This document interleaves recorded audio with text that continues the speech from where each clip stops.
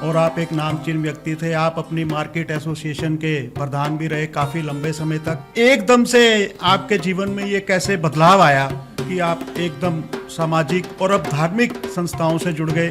Chikungunya आया, मेरा बेटा डॉक्टर है, उसने एक दवाई बनाई चिकनगुनिया की। कम से कम 20,000 आदमी को हमने चिकनगुनिया की दवाई दे करके उन्हें ठीक किया और किसी को दर्द भी नहीं है। नमस्कार, मैं राजेंद्र शर्मा ईश्वरवाणी टीवी के स्टूडियो से।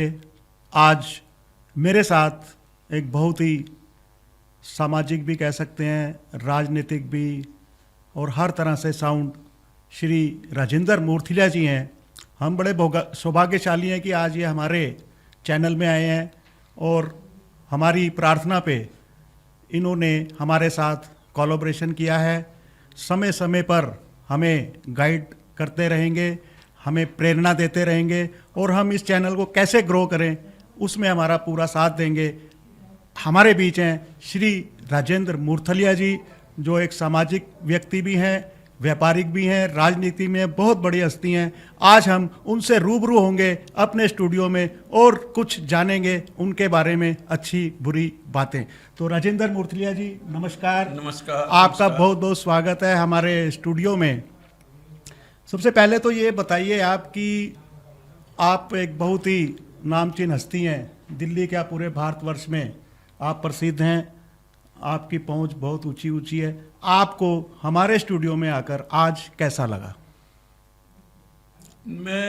जब मेरे को पता लगा दिल्ली में कि मैंने आज ईश्वर वाणी टीवी में जाना है, तो दिल में एक अलग तरह की उमंग जो थी। मैंने कहा भाई मैं किसी स्टूडियो में इस तरह नहीं कहा, तो आज मेरे मन में ये थी भी स्टूडियो को भी देख कर आना चाहिए, जहाँ से डायरेक्ट टेलीकास्ट होता है उसे भी देख कर के आना चाहिए।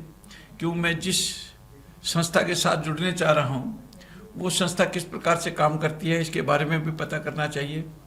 क्यों किसी भी संस्था के साथ या किसी आदमी के साथ जुड़ने के लिए सबसे पहले है उसकी बैकग्राउंड। आपकी उम्र के हिसाब से अब मैं आपसे एक सवाल पूछूंगा कि आप राजनीतिक लोगों के साथ भी रहे, सामाजिक लोगों के साथ भी रहे, धार्मिक लोगों के साथ भी रहे, परमहंस, महात्मा, सबके, आपको सबसे अच्छा किन किन लोगों से बातचीत करने में अच्छा लगता है? आप ये हमें बताइए अपने तजुर्बे के हिसाब से। ये सबसे बड़ी बात यह है, चाहे कोई भी फील्ड है, राजनीतिक है, सामाजिक है, धार्मिक है, कोई भी फील्ड है, सबसे पहले आपको ये देखना है भी जिस आदमी से आप संबंध बनाने जा रहे हैं या जिस आदमी के साथ आप कोलैबोरेशन में कोई काम करने जा रहे हैं, उसकी मार्केट में कितनी वैल्यू है। राइट। उस मार्केट की वैल्यू के साथ से ही आपकी वैल्यू बनेगी। आप ऐसा ना हो कि आपकी वैल्यू का दूसरा फायदा उठा जाए, उसको किसी चीज़ की नॉलेज ही ना हो और आप उसके साथ लग करके अपनी वैल्यू और ख़त्म कर लें। सबसे पहले उस आदमी की वैल्यू का पता करना, उसके साथ साथ जिस आदमी से आप जुड़ रहे हैं उसकी मार्केट में फाइनेंशियल पोजीशन क्या है, धार्मिक पोजीशन क्या है, सामाजिक पोजीशन क्या है, वो भी एक जरूरी पता करना जरूरी है। जब आपको ये पूरी तरह से हर चीज़ का एक नॉलेज हो जाए, आप संतुष्ट हो जाएं, तो आप फिर जो ना उसके साथ जुड़ करके काम करने में लंबे समय तक काम कर सकेंगे। वरना थोड़ा सा समय लगेगा, आपस में किसी न किसी बात पे कोई बात होगी तो आप जल्दी लोगों की हंसी का एक पात्र बन जाएंगे।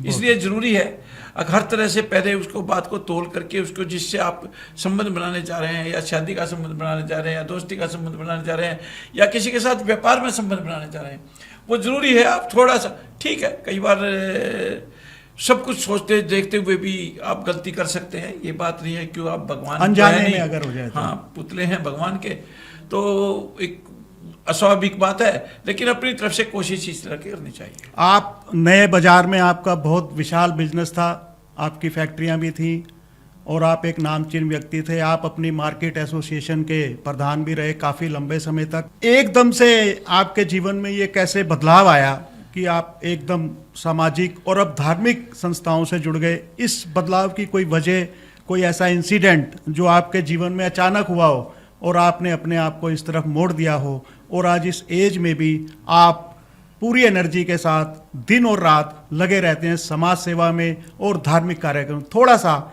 इसके बारे में हमें बताइए कि आपकी हर व्यक्ति की लाइफ में एक टर्निंग पॉइंट होता है। नहीं, मेरी जिंदगी में ऐसा टर्निंग पॉइंट कोई नहीं आया। मैं शुरू से ही जब से गांव में था, हमारे पिताजी माताजी वगैरह जो भी थे, हमारे घर के जितने भी हमारे बुजुर्ग लोग थे, वो भी इन कामों में सबसे आगे रहते थे। वो संस्कार मिले आपको? वो संस्कार मिले। मैं 1971-72 में जो है नया बाजार में गांव से आया, अच्छी उसमें आया था, और भगवान की दया रही जब से मैं बाजार में आया। बाजार में जिन लोगों से भी मेरा वास्ता पड़ा, बहुत अच्छे लोगों से वास्ता पड़ा। 55 साल आज मेरे को नया बाजार में काम करते हो गए, जिसमें मैंने धार्मिक, सामाजिक, व्यापारिक सबसे संबंध बना कर रखे। मेरे पास कोई भी आया, प्रधान रहते हुए मेरे पास कोई भी आया, मैंने उसका दिल खोल करके स्वागत किया और उसका काम भी किया जो मेरे से बन सकता था, जितना मेरे से बन सकता था, जो मेरी बुद्धि में था, या जिस प्रकार से मेरे संबंध थे, उन संबंध से मैं जिस तरह से भी लोगों का फायदा देश का मैंने दिया। बाकी तो भगवान की कृपा है, किसी का नहीं भी हुआ होगा, लेकिन 90% मैंने काम जो मैंने किए हैं वो अच्छे और वो किए हैं। आपने बताया आपको संस्कार मिले अपने माता पिता से, धार्मिक और सामाजिक होने के। आपका व्यवहार भी बहुत अच्छा है, हम भी आपको कई सालों से जानते हैं, और जिससे भी मिले उसी ने आपकी तारीफ की। आप हैं ही इसी काबिल।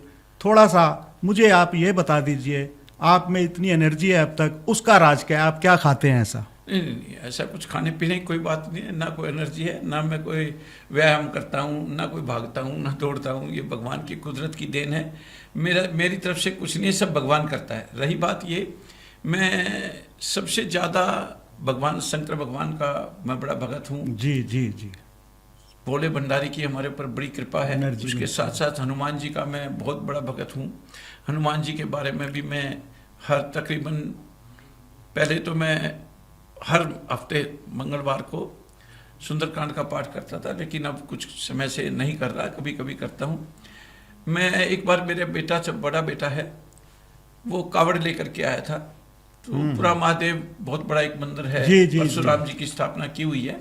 वहाँ वो जब कावड़ लेकर के आया, मैं उसको लेने के लिए गया, तो मैंने देखा वहाँ पर दवाइयों का या इस तरह का कोई इंतजाम नहीं था। बहुत लोग परेशान थे, किसी के पैरों में छाले पड़े हुए थे, किसी का कुछ था। तो मैंने उसी दिन ये प्रण लिया कि भाई यहाँ पर एक जो है ना दवाइयों का या हॉस्पिटल टाइप का कुछ, तो गवर्नमेंट का हॉस्पिटल था, डिस्पेंसरी थी, लेकिन कोई खास बात नहीं थी। मैंने उसी दिन से 1997 से वहाँ पर एक मेडिकल सुविधा देनी शुरू की, और 26 साल तक लगातार जी मैं वहाँ पर एक हॉस्पिटल नुमा छोटा सा वो बनाता था 3 दिन के लिए, जिसमें हर साल लाखों आदमियों को हम दवाई दे करके ठीक करते थे। उसके बाद जैसे ही चिकनगुनिया आया, मेरा बेटा डॉक्टर है, उसने एक दवाई बनाई चिकनगुनिया की। कम से कम 20,000 आदमी को हमने चिकनगुनिया की दवाई दे करके उन्हें ठीक किया, और किसी को दर्द भी नहीं है। लेकिन जो एलोपैथी की या दवाई खाते रहे, उनको आज भी दर्द है। लेकिन हमने जिसको दवाई दी, सुबह मेरे घर पर लाइन लगती थी, दवाई देते थे, वो भगवान की दया से बिल्कुल ठीक हो गया। इसके बाद अभी आप कोरोना में देख लीजिए, कोरोना में बहुत बड़ा एक इतना बड़ा देश के ऊपर संकट आया, हर आदमी को एक जेल में जेल की तरफ बंद कर दिया गया। लेकिन भगवान की बड़ी कृपा रही, मैं पूरा कोरोना टाइम में अपनी गाड़ी सुबह सैनिटाइजर, पानी, फल और मास्क लेकर के घूमता था। सारा दिन घूम घूम करके मैं दवाई बांटता था। दवाई मेरे बेटे ने बना करके दी थी। हमने 6,000 आदमी को कोरोना की भी दवाई दी, किसी को नहीं हुआ। ये भी मैं भगवान की बड़ी कृपा मानता हूँ, शंकर भगवान की, हनुमान जी की कृपा मानता हूँ। इसको भी हम कहीं किसी प्रकार के उसमें गए, वो हम सफल रहे। तो देखिए, यही हमारे सनातन सत्य, सनातन धर्म की चीज़ है। हमारे शास्त्रों में लिखा हुआ है कि अगर आप किसी एक व्यक्ति के चेहरे पर मुस्कान ला दें तो वो समझ लीजिए एक यज्ञ के समान होता है। क्योंकि कलयुग में आप ना तो तप कर सकते, ना यज्ञ कर सकते। कलयुग में 2 ही सहारे हैं। एक तो तुलसीदास जी ने कहा था कि कलयुग केवल नाम आधारा, सुमिर सुमिर न रुद्रे पारा। दूसरा यह है कि अगर आप किसी एक व्यक्ति के चेहरे पे भी मुस्कान ला सकते हैं तो इससे बड़ा धर्म, इससे बड़ा पुण्य कोई नहीं है। तो हमने देखा बाबूजी की तंदुरुस्ती का राज जन सेवा ही है। तो इनसे हम यही प्रेरणा लेंगे कि हम भी जन सेवा में, जन सेवा के मार्ग में अपने आप को लगाएं। धन तो कमाना ही है, धन कमाने के साथ साथ हमारा ये कर्तव्य भी होना चाहिए कि हम जन सेवा में भी आगे होकर कार्य करें। और आज भी मैं जो है अग्रवाल वेस्ट वेलफेयर ट्रस्ट के माध्यम से काम काफी संस्थाओं से भी जुड़े हुए हैं, और इस संस्था का, हमारे ट्रस्ट का उद्देश्य है शिक्षा और स्वास्थ्य। हर साल मैं दौलतराम कॉलेज में 5-7 बच्चों की फीस, किताब, कापी अभी आपने सेंट्रल जेल में भी कुछ प्रोग्राम किया था, या नहीं करने जा रहे हैं हम। सेंट्रल जेल में भी एक स्वास्थ्य, उसके बारे में बताइए। कि सेंट्रल जेल में, तिहाड़ में, जेल नंबर 10 या 9 में जो है हम जल्दी ही एक कैंप लगाएंगे स्वास्थ्य का। तो वहाँ पे जितने कैदी हैं, तकरीबन 2000 उसमें कैदी हैं, उन सबको 2 दिन लगे, 1 दिन लगे, सब प्रकार की सुविधाओं को देकर। उसके लिए आपको टेक्निकली कुछ प्रॉब्लम नहीं आती परमिशन के लिए? ऐसा है, परमिशन जो है ना, मैं रोनी कोर्ट में DLSA है, उसकी तरफ से वो हमारे को कहते हैं, तो वो सब परमिशन लेकर के दे देते हैं। जी जी। और भगवान की दया से हमारा जहाँ भी DLSA की मार्फत हम कोई प्रोग्राम करते हैं, बहुत अच्छा रहता है। मैं आज आपको बता दूं, अग्रवाल वेस्ट वेलफेयर ट्रस्ट शिक्षा और स्वास्थ्य पे काम करता है। जगह जगह जा करके हम कैंप लगाते हैं उसके लिए। छोटे गरीब बच्चों के लिए, जो बिल्कुल छोटे तबके के 1 से 5वीं तक के जो बच्चे हैं, उन्हें किताब, कापी, मैजिक बुक कई तरह की के हम बार बार जगह जगह जा करके बांटते रहते हैं। और मेरा तो एक ही बात कहना है,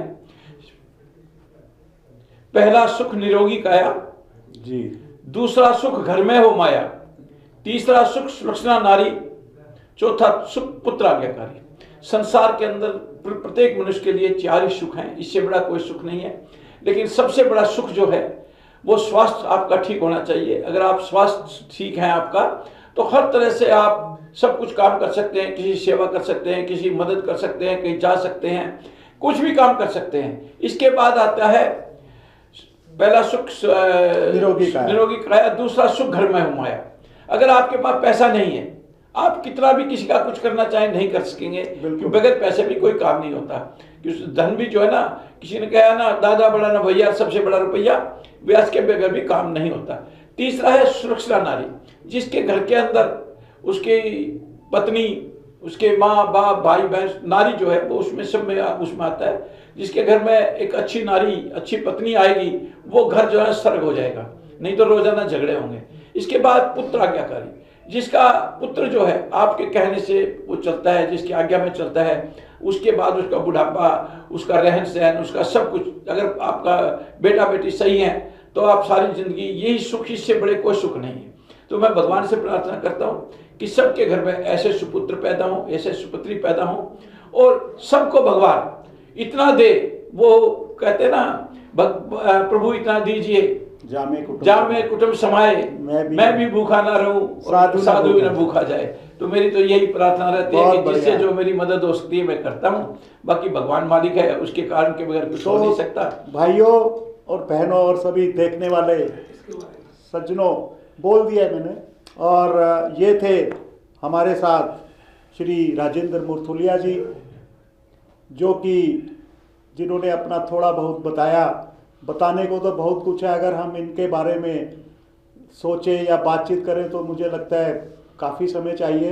तो हम कुछ टुकड़ों में इनसे बात करेंगे और ईश्वर से प्रार्थना करेंगे कि ये ईश्वर वाणी चैनल के साथ जुड़े रहें, जिससे कि हमें भी इनका सानिध्य प्राप्त हो और हम भी आगे की तरफ प्रगति के पथ पे बढ़ें, पैसा कमाने के साथ साथ जन सेवा भी करते रहें। और मुझे पूरा विश्वास है कि ये जो हमारे साथ आज जुड़े हैं राजेंद्र मुरथुलिया जी, ये एक आज ऐतिहासिक दिन है और मुझे लगता है कि आने वाले समय में हमारा चैनल नंबर 1 होगा, ऐसी मेरी उम्मीद है। और मैं आशीर्वाद भी चाहूँगा, राजेंद्र मुरथुलिया जी हमें आशीर्वाद प्रदान करें। नहीं, मैं भगवान से प्रार्थना करता हूँ कि ईश्वर वाणी टीवी दिन दुगनी रात चौगुनी तरक्की करे, और मेरे से जो भी बन सकेगा, तन से, मन से, धन से, जैसा भी हो सकेगा, मैं ईश्वर वाणी के साथ हूँ। और विश्वास दिलाता हूँ कि ईश्वर वाणी को जितना भी मैं कर सकूँगा, जितनी भी इसको बढ़ा सकूँगा, जो मेरी ताकत है या जो मेरी एनर्जी है, मैं उसमें लगा करके इसका काम करूँगा।